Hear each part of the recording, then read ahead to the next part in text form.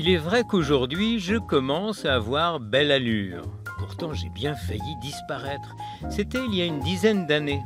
Regardez la cour intérieure, les façades, les fenêtres et cette tour.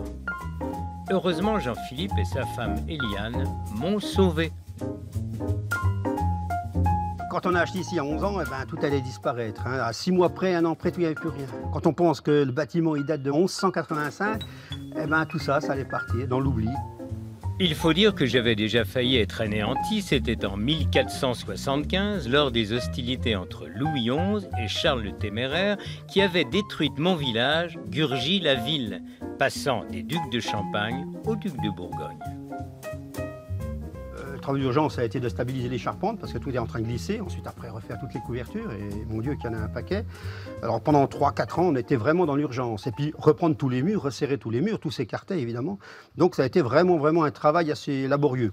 Un travail laborieux, réalisé par des professionnels, et c'est là où j'ai encore eu de la chance. Jean-Philippe et son fils Paul, tout comme le grand-père Hannibal, sont des maçons haut de gamme qui ont toujours travaillé pour la restauration du patrimoine en Bourgogne.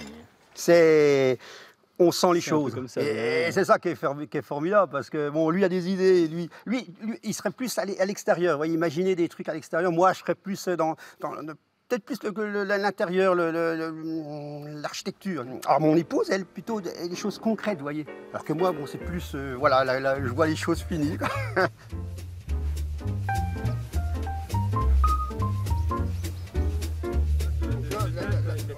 Donc le bassin, enfin moi je sais pas, tu me dis ce que tu en penses, mais ce bassin-là, il faut qu'il soit bien dans l'axe avec la fuyante au-dessus.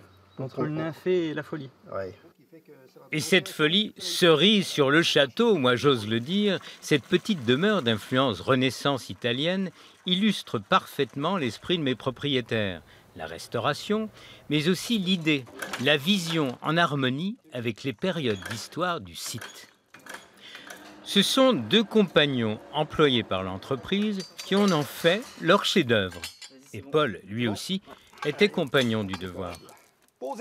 Être compagnon, c'est un peu pour la vie, c'est une question de retransmission, ça vient du grand-père, du père, maintenant moi. Quand on a des jeunes, le but c'est de leur retransmettre aussi la passion, le goût de la restauration. C'est un petit peu ça aussi, le compagnonnage. Ouais.